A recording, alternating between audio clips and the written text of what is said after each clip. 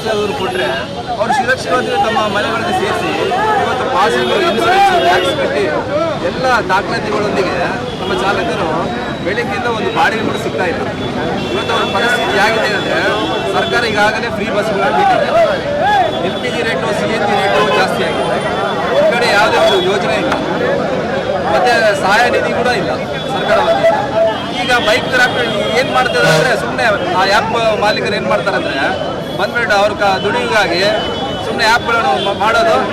ಯಾವನೋ ಎಲ್ಲಿ ಆಂಧ್ರ ಗಾಡಿಗಳು, ಕರ್ನಾಟಕ ಗಾಡಿ, ಎಲ್ಲೆಲ್ಲೋ ಬೆಂಗಳೂರು ಗಾಡಿಗಳು ತಗೊಂಡು ಬಂದು ಅವ್ನಿಗೆ ದಾಖಲಾತಿ ಇರಲ್ಲ, ಲೈಸೆನ್ಸ್ ಇರಲ್ಲ, ಅವ್ನು ಯಾವನೋ ವ್ಯಕ್ತಿ ಯಾವನೋ ಗೊತ್ತಿಲ್ಲ, ಅವ್ರ ಮುಖಾಂತರ ಬೈಕ್ ಆ್ಯಪ್ಗಳು ತಗೊಂಡು ಹೋದರೆ ನಾಳೆ ಬೆಳಿಗ್ಗೆ ಸಾರ್ವಜನಿಕರಿಗೆ ಉಂಟಾದರೆ ಯಾವ್ದು ತೊಂದರೆ ಉಂಟಾದರೆ ಯಾರು ಹೊಣೆ ಆಗುತ್ತಾರೆ?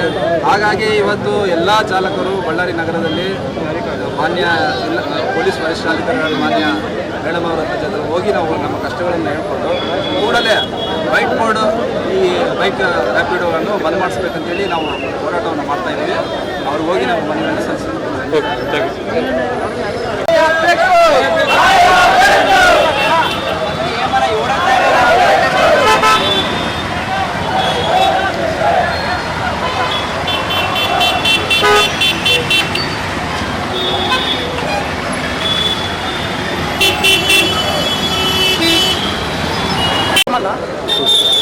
ಬೇಕೇ ಬೇಕು, ಬೇಕೇ ಬೇಕು, ಎಲ್ಲಿವರೆಗೆ ಹೋರಾಟ?